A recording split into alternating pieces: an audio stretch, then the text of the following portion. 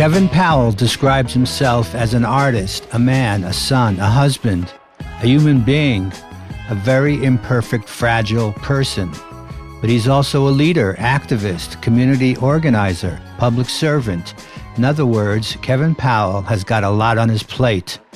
His latest book, a collection of essays, When We Free the World, is about race, family, justice, sexism, Oprah Winfrey, Tupac, and Russell Simmons. Kevin first came to national prominence on MTV's The Real World in 1992.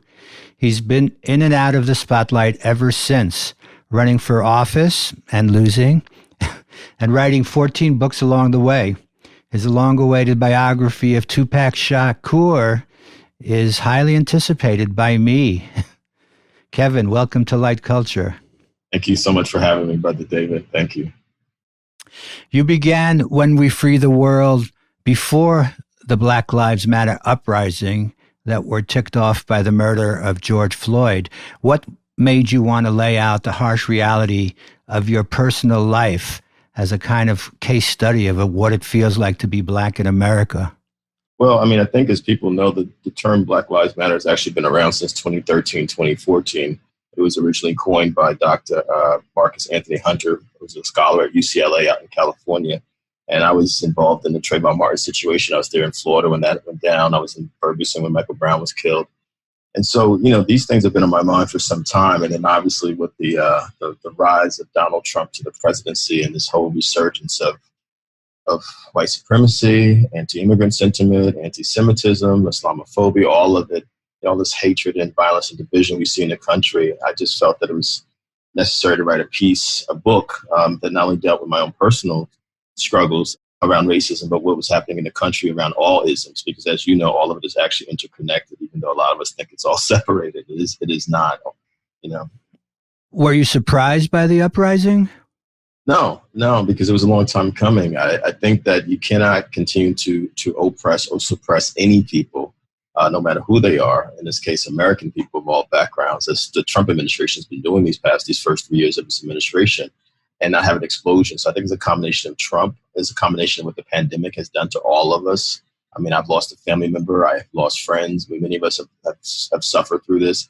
And then to see a officer kneel on the neck of someone for 8 minutes and 46 seconds, which is absolutely horrific. I think that just struck something very similar to what we saw when people responded of all backgrounds in the 60s, when you saw the fire hoses and the water hoses and the dogs being sicked on people, when you saw, Black and white folks get killed together like Goodman Trainee. It's the same kind of sentiment with this video now. So I think that is all what led to all the stuff happening around the country. What strikes me particularly is that people still seem to think that the system can prevail, that it's possible to change the system that has brought us to this point today. Well, I think that for me as an activist, and I've been an activist for 36 long years, and it started in the 1980s when Reagan was the president. It was the same atmosphere as now.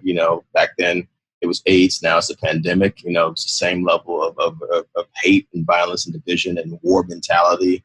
And so I think, what has kept me going all these years is you have to have hope. I said this to an interviewer earlier today. I wake up every day thinking that it's possible. The system is so entrenched, as you know, Brother David, around oppressing the majority of us. And many of us, realize. And I think, again, a lot of white sisters and brothers who've awakened in this time are like, wait a minute, we're not even cared about as either. Trump cares about half the country. That's the voting bloc, that supports him. He could care less about the rest of us. And I honestly don't think he cares about them either, because most of the poor whites don't share his economic interests. They're just doing it because of the appeal to white nationalism. So I think that all of that is playing a role in challenging this system. It's maybe symbolic to some people, but even the taking down of statues, finally people saying this, enough of the Confederate stuff, enough of the racist stuff. This is all horrific, and this should not be who we are in this country.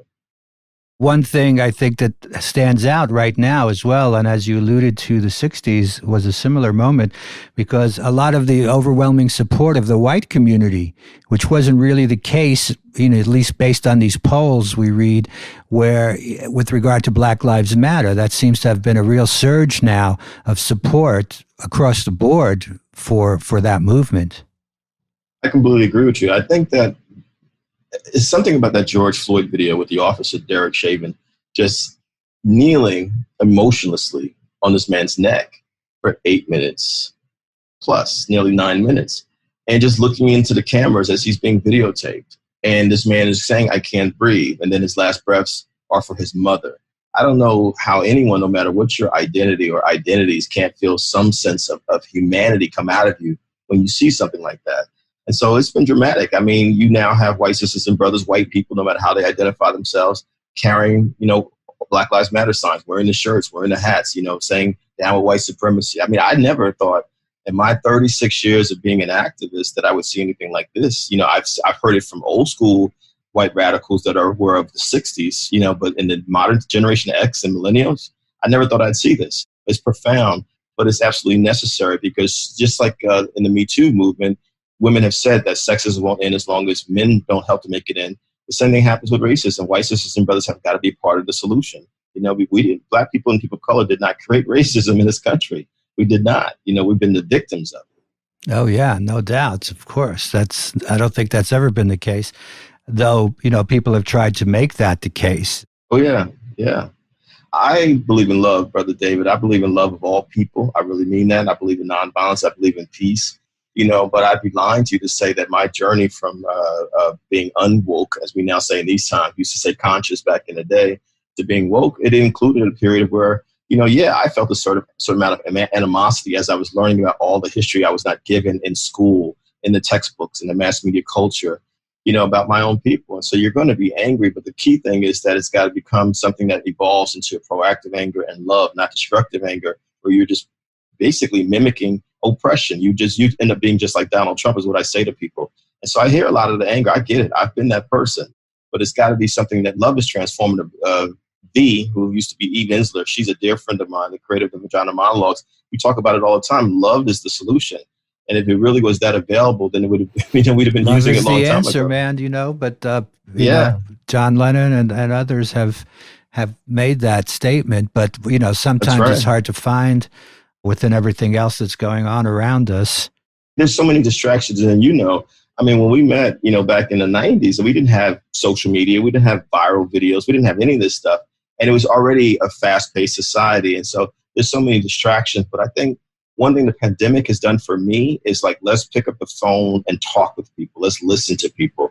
Let's actually slow down our lives. Let's think about what really matters to us. It's not material things. It's actually people that matter. Human beings matter. And I think, again, George Floyd getting killed in the middle of the pandemic struck a chord with people across this country because they're like, how could this even happen when we're going through a global pandemic and our country is the epicenter of it? Yeah. And if anything, that his death can actually lead to a better world would be a huge tribute, right, to him. I agree. I totally agree. And, with Trump, even with Trump in office, and taking the long view, assuming that he'll be removed, we could possibly argue that this helped get him out. Whereas if we hadn't had the death and we hadn't had the movement that followed, right, chances are he'd still be rolling along. And if we didn't have COVID and, all these things that are terrible in our lives and very upsetting and disruptive, but maybe actually lead to something good in the end.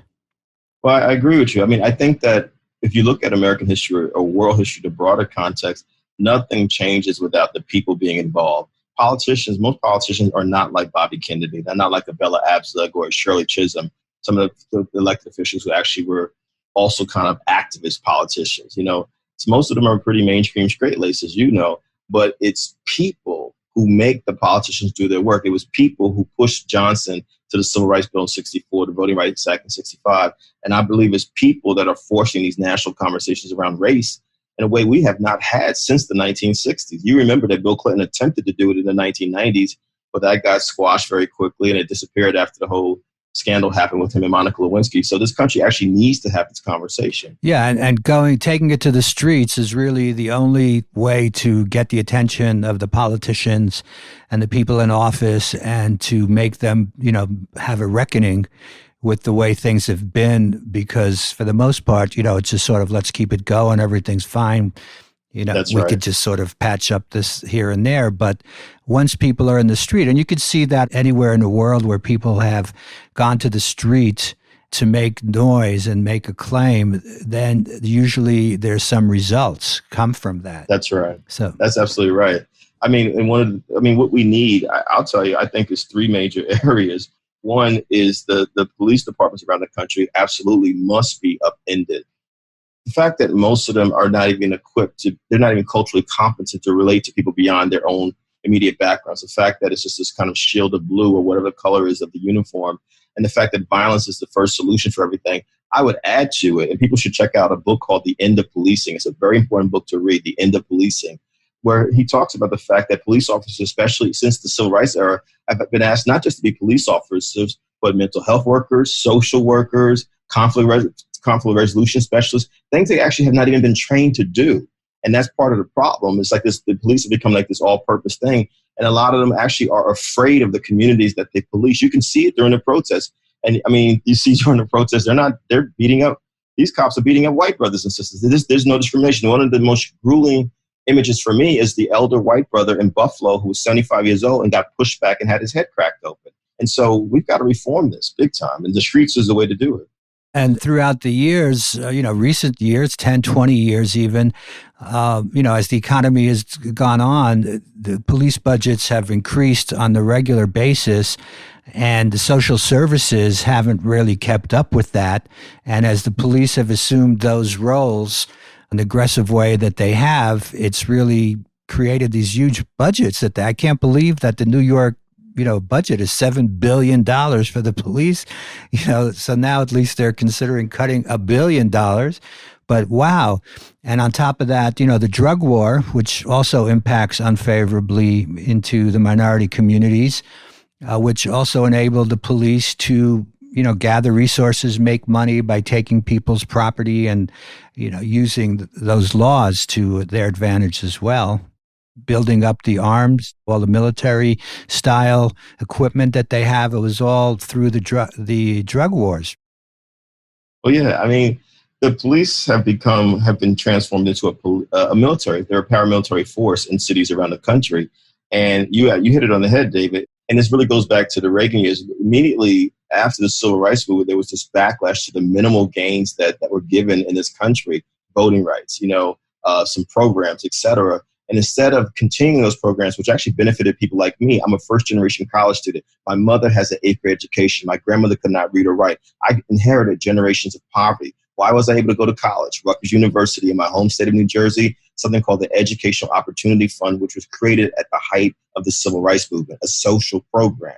And by the time you get to the 1980s, when I'm actually in college, the emphasis is being put on law and order, the same thing that Nixon talked about when he was running for president in 1968, the same thing that Donald Trump just talked about the other day at his rally in Tulsa, Oklahoma, which means that we don't really care about these people. We don't really care about the American people, period. All we want to do is control and contain people. And they use the police force, and the police even need to understand they're pawns in this. They're being used in this. They're being thrown out there in the middle of all of this stuff unwittingly. I mean, many of the police officers, whether they're white, Black, Latinx, Asian, they're working class. And now they're pitted against working class people or people who are saying, wait a minute, what about the rights of all human beings, all Americans, including working class people? And so it's a huge police state that feeds into the prison industrial complex. It's all connected. It's all connected. Yeah. Oh, yeah. And at the same time, you write this letter in your book, Letter to My Unborn Child, which is, very passionate. It's a very intense book, by the way, all around. Your passion comes through. And it's very moving. And, this letter to my unborn child where you try to prepare a child that has not been conceived, but in any case, writing a letter for what it would be like for a young Black person to come into the world today. So given the world we're in, do you still feel like you want to have a child? I do. I really want to be a father. And I need to say this. I come out of the tradition of Frederick Douglass, of people like Ida B. Wells, people like Langston Hughes and Zora Neale Hurston, the Beat Generation writers like Allen Ginsberg, certainly songwriters like you mentioned, like John Lennon and Bob Dylan and Lord Nero and Joni Mitchell. Those are the people that influenced me as a writer. And it's about telling the truth, and the truth is yeah, I would like to be a father, but the truth is, if I end up being a father as an African American person, that child will be Black. And whether they're straight or gay, whether they're lesbian, gay, bisexual, transgender, whether they are male or female or no gender identity at all, they are still going to be Black. That's the bottom line. And they're going to have to deal with the racism. And if they happen to be a girl, the sexism. If they happen to be queer, the homophobia or the transphobia. And this is something that we really have to have a conversation with our young people about. The reason why I talk to children the way I do, including in this letter and all the work I do around the country speaking for the last 25, 30 years, I think most of us lie to children. I think most of us lie to young people. I was lied to. Columbus discovering America is a complete lie. He was a terrorist. He was a terrorist. He was a terrorist. George Washington being the father of this country while conveniently leaving out that he was also a slave master along with most of the other so-called founding fathers is a lie. And so, me not learning about people who are African American or Jewish or Italian or Polish, I didn't learn about anybody other than the English, you know what I'm saying? And then they became Americans, and then they became white, and they mostly were males, and they mostly were heterosexual white males, and it all had to do with violence and war, and that was it. And so we are grossly miseducated, and we keep passing the miseducation on to our children, and that's why I wrote the letter the way I did, because I'm like, enough of this. I go to these colleges and universities, and it's bananas to me, some of the stuff that's being taught to young people. It's not a holistic history of America. You know this, David, as a New Yorker, that we are a diverse city. I love my Jewish friends. I love my Italian friends. I love my West Indian friends because I learned from all these different types of people. But if I'm living in a box and thinking that it's just me and my identity, it's very easy to become a hardcore hater of people who are different than you. I guess that's true. I'm sure it's true, but it's still hard, unless I guess you're born that way. As you know as well, Kevin, the trauma that we carry within us that we then pass on to the next generation and the generations, after, so that there's this great chain that continues that, creates this situation of bigotry that we're talking about. It's very real. Because if this country was founded, quote unquote, on hatred and bigotry, on racism and sexism, classism, and it hasn't been corrected, this is why we still have the problems in 2020. We're talking about the 1700s, when this all started, this grand experiment. And we've had a couple of opportunities, David, as you well know, to correct it. One was when they were creating the Constitution. But instead of doing the right thing, they left out white people who were not landowners or rich, and they left out women, and they left out Black people, and they left out Native Americans. And we know that Black folks were considered and written into the Constitution as 3/5 of a human being. The second opportunity was the Civil War and Reconstruction right after that. Well, we know what happened after that. White supremacy rose up again, and all of that was squashed. And it's almost like the 13th, 14th, 15th Amendments, which came out of the Civil War, didn't even exist. And so my people spent another basically 100 years in segregation. Even my great-grandfather was one of the many folks that was lynched because of the racism of that period in the early 1900s. The Civil Rights Movement was another opportunity for us to get it right, and even that was squashed. I want your listeners to go to YouTube. It's only 6 minutes, but listen to the speech that Bobby Kennedy gives, a white brother, when a Black brother, Dr. King, is assassinated on April 4th, 1968. It's one of the most incredible speeches ever, where he takes ownership for who he is. He talks about what has happened to his own family because of violence, John Kennedy, his brother, the president, being killed. But then he also talks about empathy and compassion, and then how we got to make an effort to come together. And then we know 2 months later, Bobby's killed because violence seems to be the solution for everything in this country. And that is the fundamental problem with this country. If you listen to Trump's speech the other day, it was filled with nothing but violence. These rioters, these looters, these people, well, we got guns too, and y'all know what to do with them. He wasn't talking about the National Guard. He was talking about regular folks who did things like storm the office of the Michigan governor, demanding that this state be reopened during the height of the pandemic. This is insanity. This is absolute insanity when hatred and division and violence are the core values of any society. It's insanity. Yeah, it is. And I think people are seeing it now. I'm optimist, so by nature. I believe in rainbows, David. I remember when I was in Hawaii for the first time years back, I had seen the George Clooney movie, Descendants. I was like, I want to go to Hawaii. First morning I woke up, I saw a rainbow, but I also realized that rainbows don't happen. The coming together of colors don't happen without the storm that happened before it. Yeah, let's move to another chapter in your book. Between Russell Simmons and the world and Oprah, Uh, why do you say, Yeah. Well, I mean, as a man, and this is for all men, whether we're straight or gay or bisexual, however we identify ourselves, if you call yourself a man, we know that no matter what our racial background, cultural background, or religious or spiritual affiliation, we benefit from patriarchy, from sexism, from misogyny, that we live in a male-dominated, male-controlled country, a male-dominated, male-controlled planet, and that, male privilege is very real.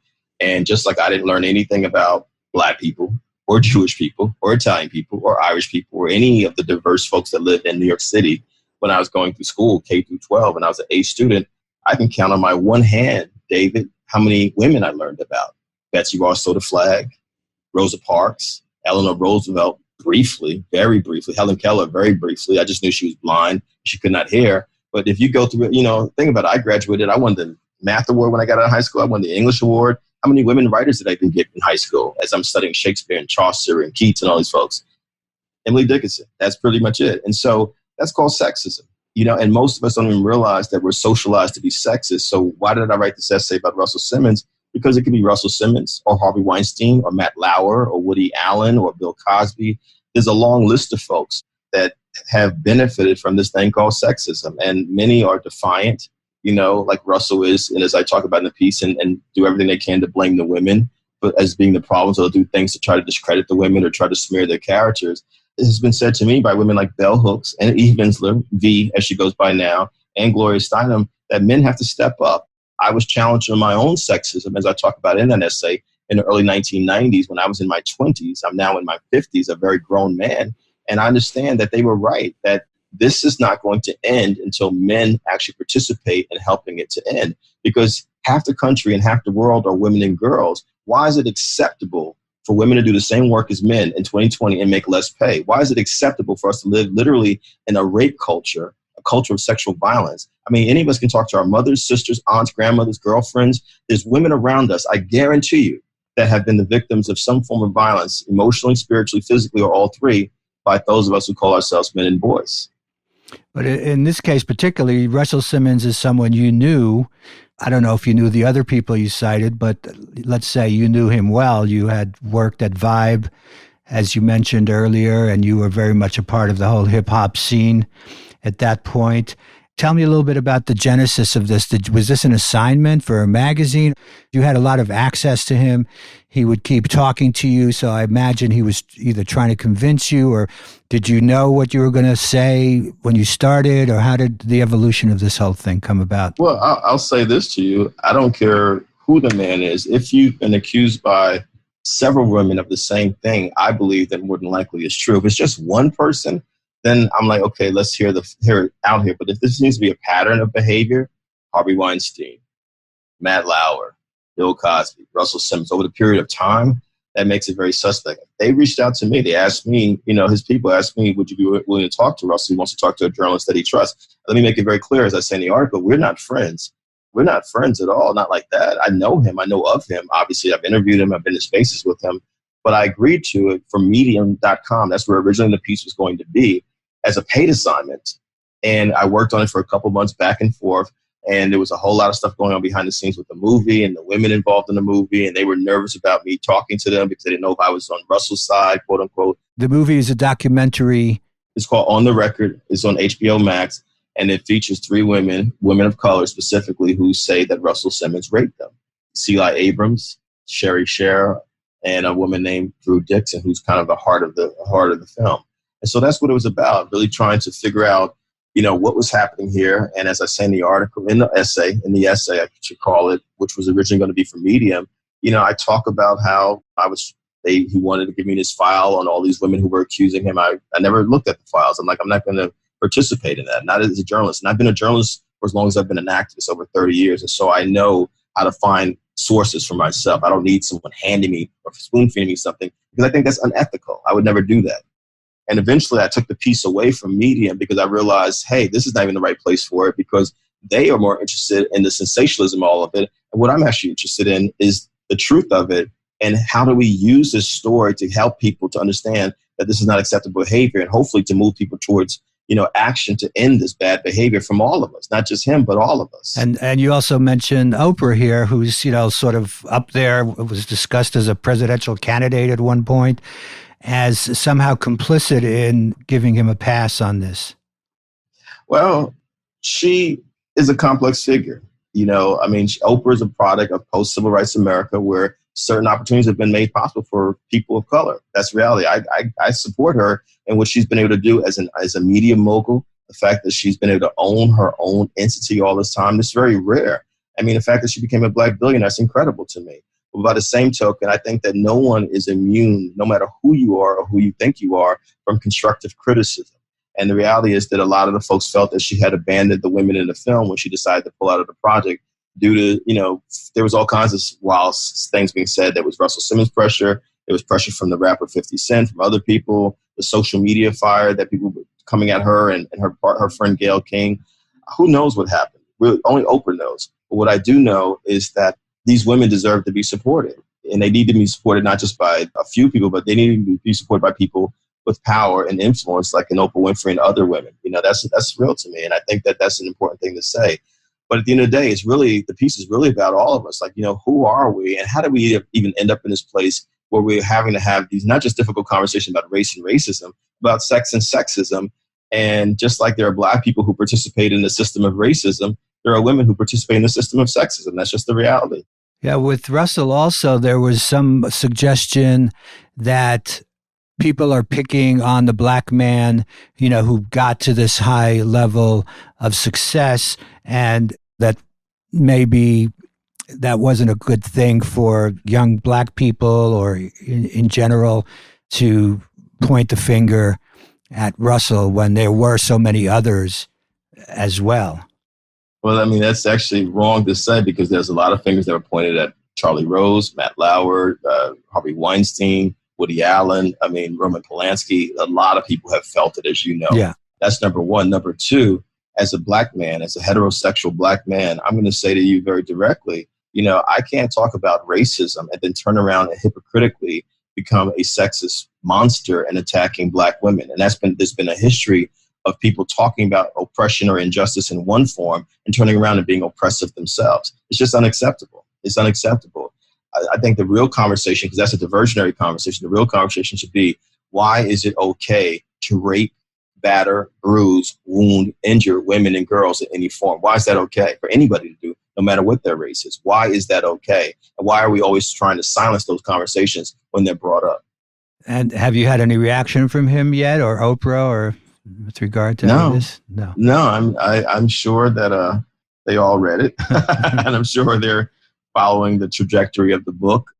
David, like I said, I come out of a tradition of people who are about, let's tell the truth, and it's not comfortable sometimes. When Bobby Kennedy in 1966 had the courage to go to South Africa as a white man, as a wealthy white man, and used the term white supremacy in 1966 in South Africa, that's the kind of writer I am. That's the kind of activist I want to be, that you're going to just go into the teeth of what's out there and say, this is unacceptable. Even if you ostracize me, I still have to tell the truth, because the bigger picture for me is not about Kevin Powell or Oprah or Weinstein or any of these people. It's really about people. Do we really care about human beings and the human race? That's the question for me.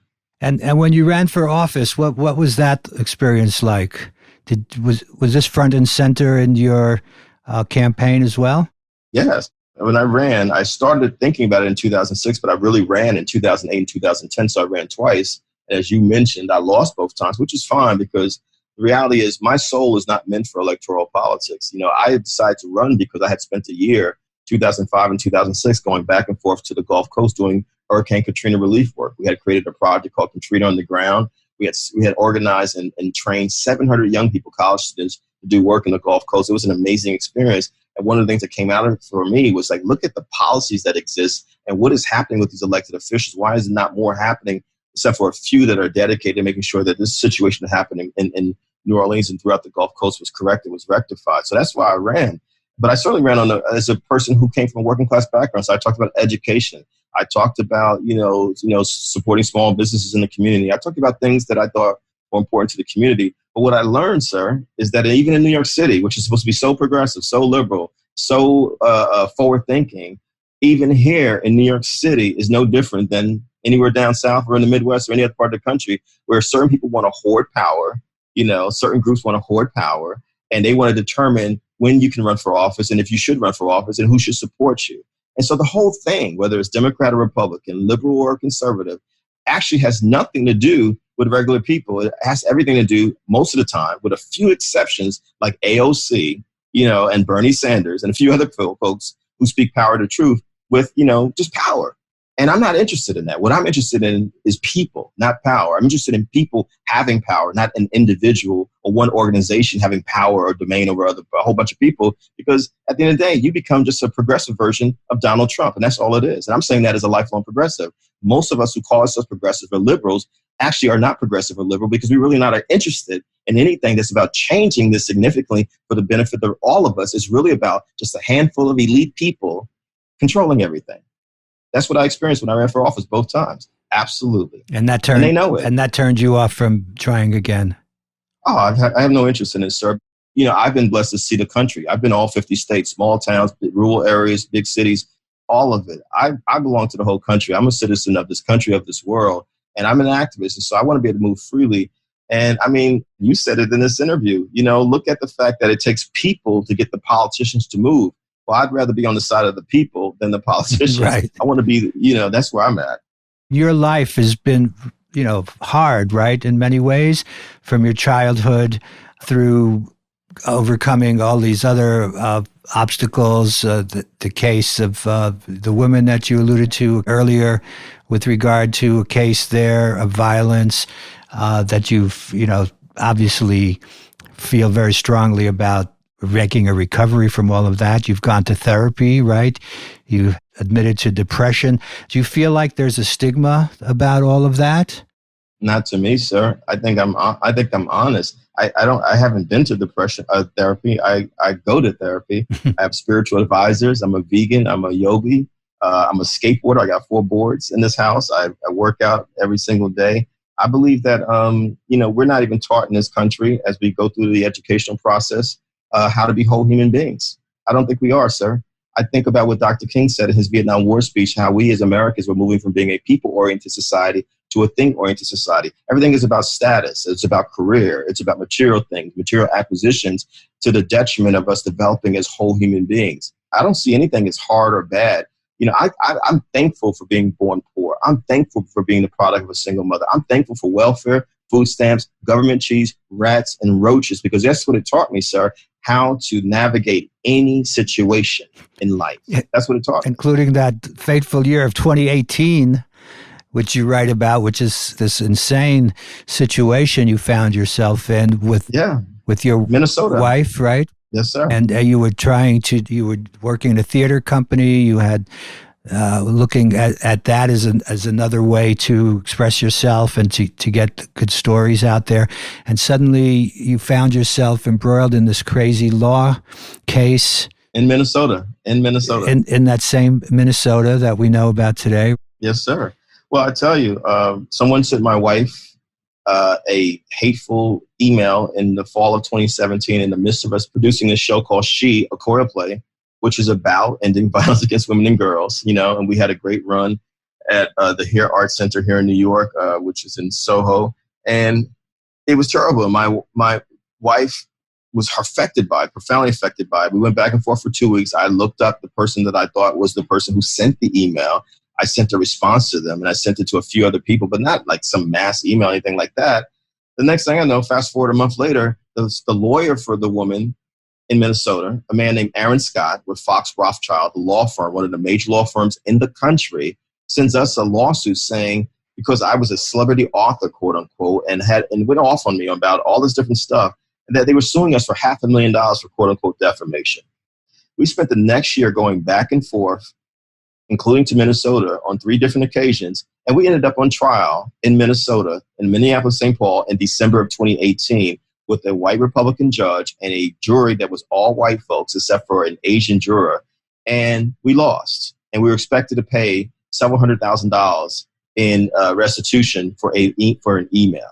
Essentially, what this lawyer did, a white brother with Fox Rothschild in Minneapolis, St. Paul, was use the legal system to destroy us.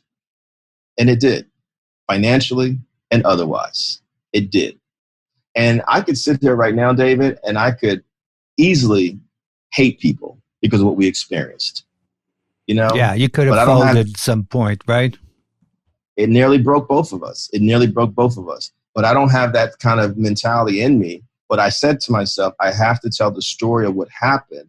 And when George Floyd was killed on the video by that police officer in the same place where my wife and I were on trial just less than 2 years ago, I said, well, look at that. You know, everyone who thinks of Minnesota as Prince and all this peace and love and people coming together, that's not what we experienced. And now the whole world knows this is what goes on in places like Minnesota, because as Malcolm X famously said, South just means south of the Canadian border. The whole thing is the South.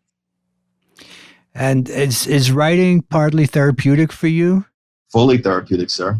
Fully. Since I was a child. I've been writing since I was a child. Before I started writing as a child, I used to draw. My favorite artist when I was 8 or 9 years old was actually Salvador Dali.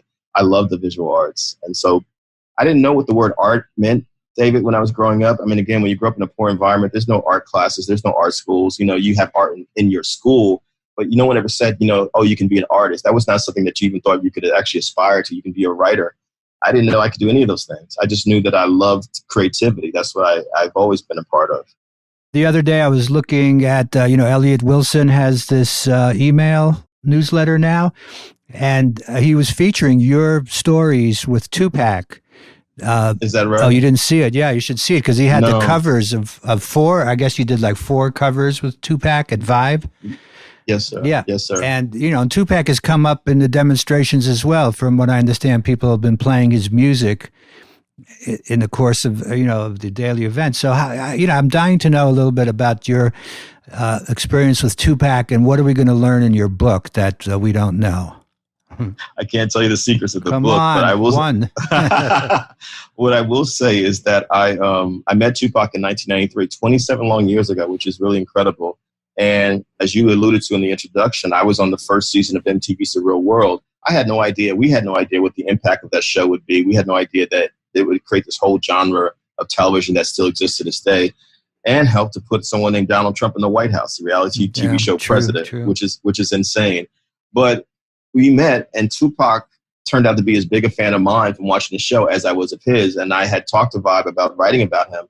And, I got the assignment finally, and I thought it was going to be one article. It turned into 3 years, 3 cover stories for Vibe magazine, then a 4th cover story for Rolling Stone, because I was in Vegas when Tupac died, and I wasn't at Vibe at that point. So I wrote the piece for Rolling Stone. And little did I know, and as you know, David, because you were at paper for all those years. I mean, when you have pop culture icons like a Madonna, who Tupac dated, famously, they dated in the 90s. You have a John Lennon, a Marilyn Monroe, a Janis Joplin. These folks, when they die, especially when they die young, they become larger than life figures. Kurt Cobain, Amy Winehouse. There's so many names that I can think of. Jimi Hendrix, Jim Morrison, and it's tragic. And what ended up happening is that the bigger he got, the more people started looking to me because of those articles from Vibe magazine and Rolling Stone as some sort of quote unquote expert on Tupac Shakur. And so I felt a certain amount of responsibility to represent him and not ever profit in any way. I've sat on the audio tapes all these years. I haven't done anything with the audio tapes. But I decided in the last few years, Kev, it's time. You need to tell this story, because I keep meeting people who really knew him, who have never talked before. People will get that from the Tupac biography. They'll get some backstories that don't exist anywhere, that I think are going to be mind-blowing for folks. And they're going to get they're going to get a picture of America through the lens of Tupac Shakur. Because it's no different than, like, say, Elvis. Elvis comes along in 1956, 1955, 56, or the Beatles came along in 64. What was happening in America at that time? Because it's not just about their great music, but it's also about, what they represented and how people kind of connected their identity through these people. And that's what I'm doing with this book. So do you feel like he's as relevant today as ever? I think Tupac Shakur is one of the biggest pop culture global icons anywhere and ever. When you go to Africa, which I've been to, and he is as big as Bob Marley in Africa, that's saying something very significant given who Bob Marley was and what he represents. As you know, David, there's not many people you can say that are multi-generational global pop icons, that people from generation to generation can say, this person. Tupac's one of those people. I literally have met people who were born 15 years ago who are like, Tupac's my favorite rapper ever. I mean, I'm not exaggerating. This is really incredible to me. the light, and it's not just black people. I'm talking about white, black, every identity. There's something about him. He was strikingly handsome. He was very gifted as an actor, as a rapper. There was a charisma there. There was an ability to speak. The many personalities that he had, being a Gemini, and so he resonates for so many different types of people. And then there's also the issues of manhood and masculinity, the fact that he was accused of rape and he ended up going to jail, from some lesser offense. But that's a part of his legacy as well that has to be unpacked. The fact that he's the son of a Black Panther Party member, Afeni Shakur, what she represented for him. And he's a product of the civil rights movement. So all those things make him this kind of incredible figure for different people to enter into to try to figure out who they are as they're studying him, which is no different than how I feel about John Lennon of the Beatles, or Bob Dylan. I was listening to Bob Dylan this weekend, and I was just like, man, I'm looking at, the Freewheeling Bob Dylan album, and I'm seeing myself through his songs because Bob Dylan's music is timeless. Well, Tupac is also timeless. And how do you feel about the hip hop community today? I'm a hip hop head for life, but I represent hip hop, the culture. And I make a distinction. There's hip hop culture and there's hip hop, the industry. I represent the culture, the graffiti writer, the dancers, the MCs, the rappers, the DJs, and the fifth element of hip hop culture is knowledge. The industry, which is what a lot of people are talking about, is all the crazy, wild, ignorant, illiterate, dumb, minstrel show type stuff that I think is ultimately destructive to Black people and any people who absorb it. That's what I have a problem with. And I know that there was a time when we used to have balance. When we met David back in the 90s, it was actually balance. You could hear positive and negative on the same album. Now, much of it is negative. It's not the fault of the young people making the music. It's the industry or the system, back to that word, that I believe only lets certain kinds of music out because they are very concerned about, well, if we let certain kinds of music out that's political in the space of, in the framework of a John Lennon in the early 70s or Bob Marley, or anyone else who was saying anything that was really woke, as we say, in the 60s and 70s, it might actually bring people together. And which is why I think it's been not just hip hop, but rock and roll, all of it. Pop culture in general has been woefully dumbed down in the last 25 years. We know it. We'd be lying to ourselves if we weren't honest about that, with a few exceptions. But I think that this movement is forcing people to say, all right, we can't just make frivolous music anymore or create frivolous art. We actually need to do some things that actually are significant. And I think that's why this is important, because this has been way out of control. Well, not just hip hop. I mean, where's Kurt Cobain? Where's this generation's Kurt Cobain? Where is he? Where is she? Where are they? We need to see these people. Kurt Cobain was as important to me as Tupac in the 90s. I mean, he's one of our greatest songwriters ever. I mean, this is a man, a heterosexual man, who was writing about gender issues in his songs. He was profound, We need that now, and it's coming. I guarantee it's coming because of these protests. The courage is going to come to people that I should say these things now. Well, let's hope so. Thank you very much, Kevin Powell, for sharing all of your amazing thoughts and your passion with us today. Good luck with your book. Well, David, I just want to say thank you, because you're one of our media and journalistic pioneers in New York City. And what you've done for many years, including giving younger writers like me an opportunity when I was first coming up. I just want to say thank you to you. I'm always conscious of who gave me a shot. So just thank you. And I need to say that to you. All right, man. Thanks so much. Have a blessed day.